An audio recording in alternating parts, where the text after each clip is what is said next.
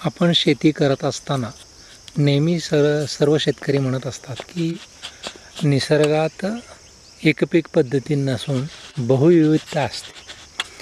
परंतु खरे तर जेव्हा आपण पाहतो आहे की प्रत्येक सजीवाच्या जन्माचा उद्देशच पुढची पिढी सशक्त करणे असा असताना निसर्गात सुद्धा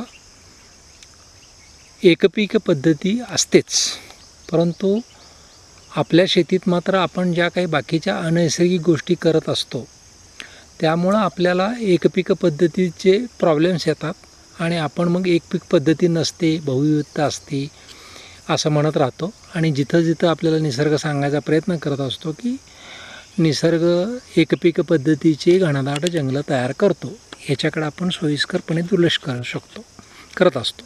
आता इथं आपण पाहू शकतो हे जे समोर दिसतेत ते चंदनाचे बिया मोठ्या प्रमाणात तिथं उगवलेले आहेत. आता हेच जर अगदी छोटा आहे, 1 स्क्वेअर फूट किंवा 1 स्क्वेअर फूटचं असेल ते जंगल, परंतु तिथं इतक्या दाट प्रमाणात चंदनाच्या बिया उगवलेल्या आहे.